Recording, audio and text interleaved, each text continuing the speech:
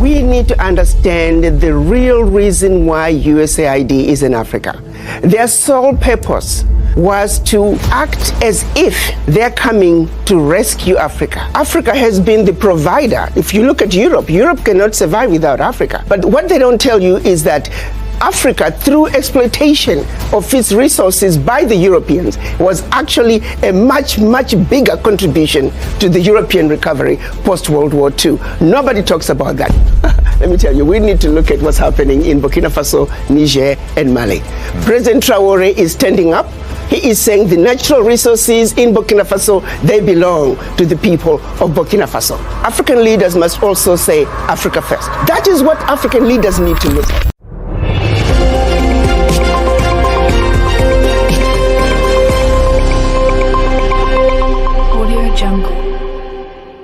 We need to understand the real reason why USAID is in Africa.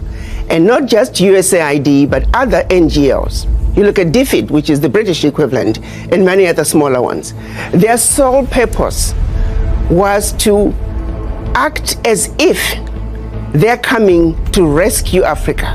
They're coming to fill in the gaps in government services, gaps in education, gaps in healthcare, gaps in humanitarian services. They're coming in the guise of addressing issues to do with human rights, issues to do with environmental protection and social justice. They are coming in claiming that they are introducing grassroots initiatives that are going to help the people. And so they use that as a way to go into the most remote parts of Africa. They're talking about government advocacy. When you look at it on paper, it all looks really good. But they're actually wolf in sheep's clothing. They are using that open access sounding humanitarian to constantly destabilize governments. I can tell you right now, the majority of African leaders, and not just African leaders, but leaders in the developing world, are celebrating the exit of USAID. I was listening to a program, I believe it was CNN, and I was jumping up and down. It was a government official from Hungary. He was echoing the same sentiments. He said they are happy USAID is leaving Hungary because they are always supporting opposition. Their form of government advocacy is supporting whoever can keep the government in a turmoil. The majority of some of the workers, now the average USAID worker may not realize it, but quite a few of them are also operatives who are underground, and their major agenda is to destabilize governments, destabilize countries. If you think about it, their sole purpose, for example, filling in the gaps in healthcare and education. Where is the change? Show me one country that USAID was in and education improved. Show me what country where USAID was in and healthcare improved. The social services they are bringing, it's peanuts. The American taxpayer needs to know the billions of dollars that are being given to USAID, a fraction is making it to the people. Let's look at what HIV/AIDS was used to do. We know of a program that was run out of South Africa where they actually were injecting people with the virus. The reason some of the AIDS virus spread as rapidly as it did in Southern Africa, there were some very dirty games being played on African people. They were using Africans as guinea pigs for experimental activities. Even when you look at every aspect, they're using us as guinea pigs. Yes, there is some good, a percentage of some good, but not all of it is done with good intentions. You look at agriculture, they're destroying African agriculture by introducing those GMOs. You plant your seed in one season, your soil is finished. We used to have seeds that we can use from one season to the other. The introduction of GMOs through these agencies, USAID is one of them. We are destroying Africa in a massive way. A little good is coming out, but by and large, the end result, they mean no good. They can turn around and give us an inventory and say, as long as you have been in Africa and also other parts of the world, show us your success rate. You claim you are helping governments with education and healthcare. Show us your success rate. But I also turn around and say, African governments, why do you need this little aid?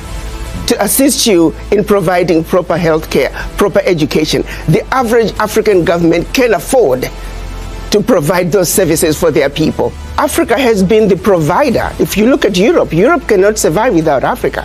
One situation that people don't realize, post-World War, when the US came up with the Marshall Plan, what they don't tell you is that the contribution through exploitation of African minerals was actually the biggest funder of the European Recovery Plan, ERP, aka the Marshall Plan.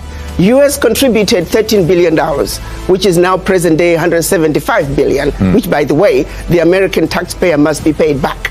Nobody's asking for that money back. But what they don't tell you is that Africa, through exploitation of its resources by the Europeans, was actually a much, much bigger contribution to the European recovery post-World War II. Nobody talks about that. Why does such a continent that did so much to help Europe recover continue to be so poor?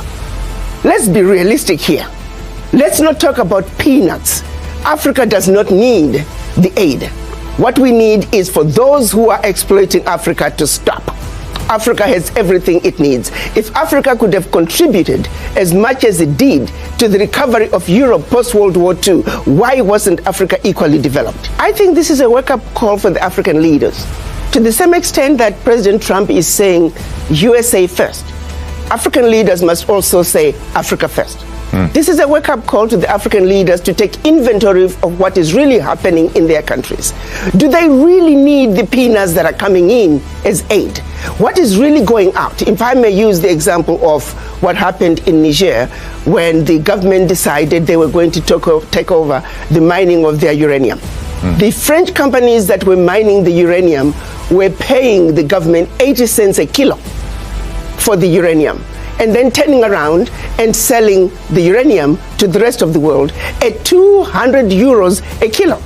So that one move from the Nigerian government to say we are now going to take ownership of our own uranium, they went from realizing about $1 billion in uranium resources to over 300 billion a year. Do you realize what I'm talking about? No amount of NGO could bring that kind of money. And this is only one mineral. Now imagine the country taking inventory of all their minerals and benefiting from their natural resources like the rest of the countries in the Western world. That is what African leaders need to look at. Let me tell you, we need to look at what's happening in Burkina Faso, Niger, and Mali. President Traoré is standing up. He is saying the natural resources in Burkina Faso, they belong to the people of Burkina Faso. Niger is doing the same thing. Mali is doing the same thing. Every leader must look at what's happening in the Sahel nations to say, like anybody else, you must take care of your people. You have your natural resources. You have everything you need to take care of your people. Why do you continue to be beggars? Look at what is being brought in by not only USAID, but all the NGOs in your country. It's peanuts. It's a joke that the African leaders should continue to be beggars of peanuts when you are looking and allowing billions to get out of your country year in and year out, if not trillions, in natural resources that your people should be benefiting from. It is a wake-up call for African leaders to wake up and say, President Trump is saying, US first, America first. You too must say, your country first, because you have everything it takes. It is a joke. It is embarrassing to see I have not seen any African leader cry over USAID living. I can tell you for a fact, the average African leader privately is celebrating the exit of USAID because they know what is really going on. To be honest with you, why should African leaders care? Why should Trump care about Africa? He shouldn't care about Africa to the same extent that the African leaders really shouldn't care about a relationship either. If the relationship can be worked out, that's wonderful. But if President Trump is saying, I have a mandate from my own people to take care of my people, and I'm doing what I need to do to take care of my people, African leaders need to take that same position. You see, it takes two to tango. If President Trump does not want a relationship with Africa, Africans shouldn't be begging for it. I'm hoping that this will translate into African leaders looking from within because they don't really need to keep looking outside. They have what it takes. It's a wake-up call, just like what happened during COVID. It was a wake-up call for African leaders to realize that you must begin to look within Africa to take care of yourself. When the chips were down, the world walked away from Africa during COVID. So that's a reality. No supplies were coming to Africa, Africans were not manufacturing anything, and African leaders were forced to look from within. This, I'm hoping, is another wake-up call where African leaders also begin to realize we must look from within. But let me underscore this. The average African leader and majority of leaders of developing world, I can tell you, they are celebrating the exit of USAID, and we hope that there will be exits of many other NGOs that are carrying out nefarious activities in Africa and anywhere else in the developing world in order to further the agendas of their governments, which is to continuously destabilize, divide, and conquer. Africans must take a position and protect their turf. China wants to come and exploit Africa, they'll get away with it to the extent that Africans allow them. The United States wants to come and exploit Africa, they'll get away with it to the extent that the Africans will allow them. The question is, does Africa have an African position when they come to the negotiating table with the world? The answer right now is no. Africa must unite. Africa must speak with one voice, and Africa must go to the world stage with one voice, one agenda, one plan that the world will have to respond. But as long as Africa is going to the world as bitty little countries, as Togo, as Eswatini, as Guinea-Bissau, Africa is fighting a losing game. Africa must unite, and Africa must speak with one voice. That is the only way a strong, united Africa can take a rightful place on the world stage and be respected and stop the exploitation. If you go back to colonization, if you go back to the Christianity and how it was introduced, how we were trained to be subservient, in Africa, the rules of the game were the same. I think that what was done to brainwash black people around the world, long before they even left Africa, we are still suffering from that legacy of colonization, the legacy of slavery, where the people in power, they themselves don't believe they can do it. We still have leaders who believe you can't make it unless you're working with white people. We have individuals who think only something brought in by white people is what's likely to succeed. With that kind of mentality, it is a very difficult battle. Our battle to succeed, to unite as the African continent, it is a battle of the mind. And each and every African must realize that we are defeated where it matters the most, which is the mind. Brainwashed to the core. Brainwashed to not believe in ourselves and what we can do as individuals. Wherein lies the problem. I think what's happening in the United States through President Trump is going to make them realize that this is what you need to do. You're going to have to pull yourself up by the bootstraps. President Trump is saying, I have a mandate, America first. So you Africans, are you going to sit back and just wait and see the next move that President Trump is going to make? Or you're going to also say, I have a mandate from my people and I'm going to do what I need to do. Take inventory of what you have in your country. Use it and use it wisely. No more begging. You don't need to have anybody filling the gaps in your educational system. You don't need anybody filling the gaps in your healthcare system. You don't need anybody creating initiatives in the most remote parts of your country because they claim that you, the government, cannot have access to that. How can somebody come from all the way from the United States, all the way from Britain, and access the most remote part of your country that you in your country cannot access? It is the most stupid thing. When you listen to the justifications and the explanations as to why they are there, it's a joke, and this needs to stop.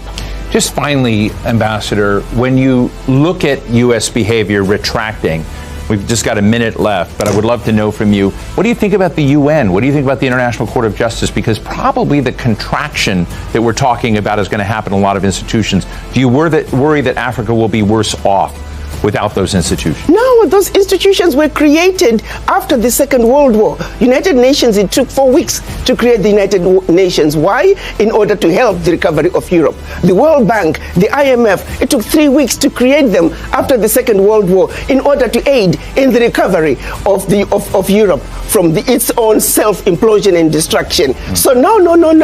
These institutions were not created to benefit the developing world. To the contrary, they were built to steal from the developing world. Their success is based on the failures of the developing nations where they have been stealing from. So no. We must celebrate what President Trump is doing by exiting the United Nations, by exiting the World Health Organization. We need the U.S. to exit the World Trade Organization because they are doing nothing on the African end. They are giving a blind eye to blatant exploitations, unequal, uneven trade policies that are hurting Africa. What she said is such a breath of fresh air to hear, and certainly a powerful mindset shift that our African leaders need to have. Africa does need a new chance and a restart, and whether forced by this new chance of aid being cut off or by Africa's own desire to break free, only time will tell.